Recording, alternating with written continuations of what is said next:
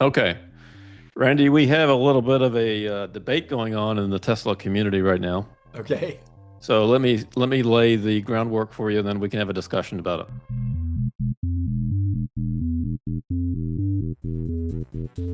All right. So Farzad suggests that if the Cybercab is really built to have no steering wheel and pedal, why use glass for the front windshield and doors? Why have a hood? Why can't you make it more aerodynamic since you don't need a windshield? There's nothing about this car that is optimized from a first principles perspective to be a level 5 self-driving car outside of not having a steering wheel and pedal. So let me interrupt you right there. Is that Warren Redlick maybe chimed in? I don't know.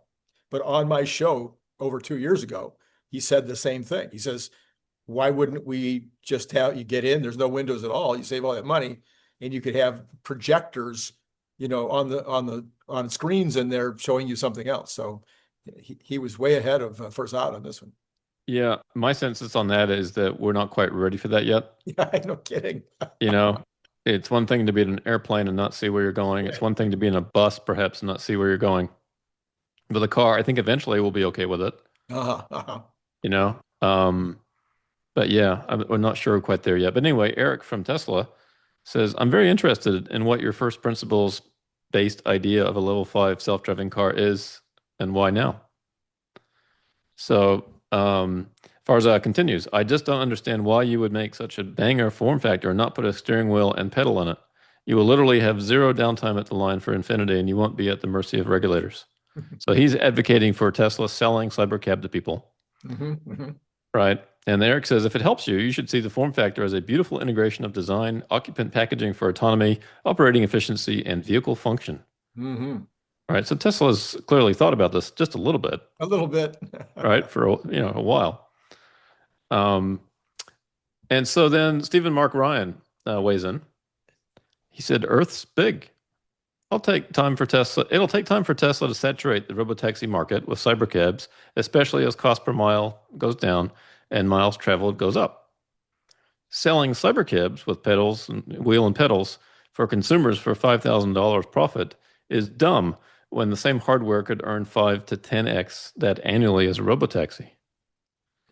All right. So this remains true until Tesla has completely saturated the global robotaxi market, and until they have completely saturated the robotaxi market, their focus should be, while remaining solvent, completely saturating the robotaxi market. As this is happening, millions of Optimus robots will be flying off the production lines, also printing money. And at this point, why is anyone even thinking about selling low-margin vehicles to consumers? So we've got two camps here, Yep, right? yep. Joe Bhakti weighs in. He said the big question in this debate between Farzad and Stephen Mark Ryan, in his opinion, is FSD is going to be deployment ready in the second quarter of 2026. He says, my bet, probably yes. Will we have regulatory approval be achieved for full-scale commercial unsupervised robotaxi operations in at least 2 major U.S. states by Q2? My bet, no idea. So he says, since Tesla can't speculate about these things, but needs certainty, since this is about supply chains and major capital expenditures, if Tesla does not have a clean line of sight to deployment, they have to, in my opinion, develop an affordable sub $30,000 car soon. But if they do have line of sight to scale deployment, they can make autonomy happen now. This is the $10 trillion question for 2026. Right? Now, Grok weighs in. Okay. And Grok says this discussion highlights a tension between pure first principles autonomy and pragmatic regulatory realities. Farzad's point about adding a steering wheel and pedals for flexibility makes sense, as it could enable production scaling without full level 5 approval delays, minimizing line downtime. Yet Tesla's no controls design pushes boundaries, betting on rapid regulatory progress and FSD advancements, which aligns with optimizing for the endgame of robotaxis over interim compromises. So with all that said, Randy, what are your thoughts about this great debate? All right, let's start with regulatory. So I could be wrong, and to a certain extent, we have seen Tesla be shy, apparently, about how much they interact with regulatory bodies. I would think that they would have a very large body of lawyers and folks that will be out there in California, in Arizona, in Texas, working really, really close by, and taking these guys to play some golf and sending gifts to their kids' gifts to the kids' birthdays, doing what's necessary to schmooze and or convince these regulatory folks that we need to move quickly.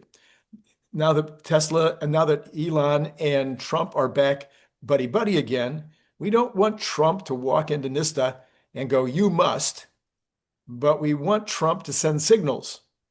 We want Trump to make sure that it's clear that he believes that autonomous vehicles are a key to the future of American prosperity and economic growth.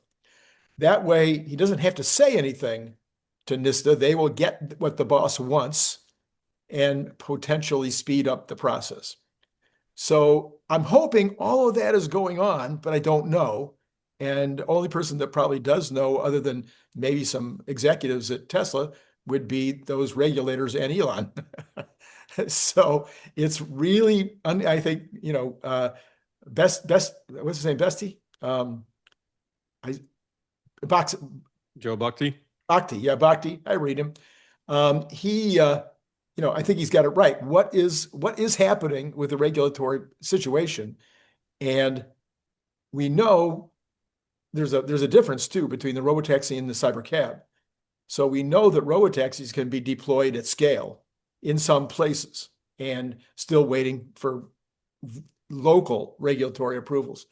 But we don't know about cybercab because it falls under NHTSA really, with regard to pedals and wheels. So if you don't think NHTSA is going to act before the end of next year, then yeah, you don't want to start building millions of these and just sticking them in parking lots. Yeah, I mean, it seems to me though that they have, well, yeah, I guess the question is, do they have enough approval to just, to deploy them in Texas at least?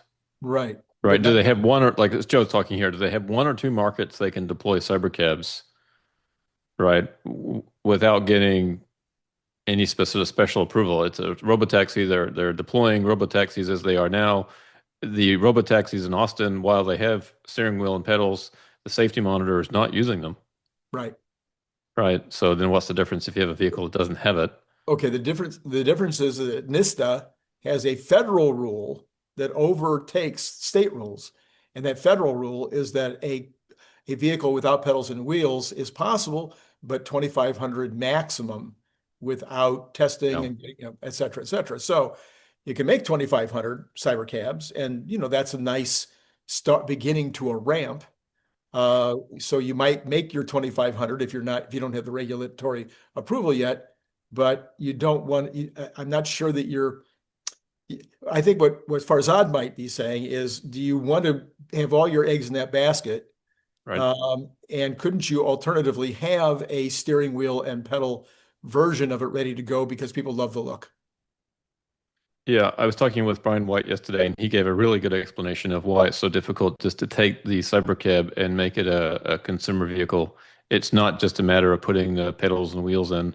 Right. There's so many other factors, and I'll let him describe that if people are interested. There was a discussion he and I did on Herbert's channel yesterday, but it's not so simple, basically, right? Just to take that Cybercab and make it a vehicle you can sell. There's a lot of changes that you'd have to make. 100% true. And I'm not sure it might slow down the Cybercab progress, but it's not going to slow down the robotaxi progress. So Tesla can make a lot of vehicles. We've just gotten that increase in China, where apparently, if we can believe the information that we're receiving, they're going to 2 million a year in capability. We've got lots of capability in Europe, lots of capability in Texas.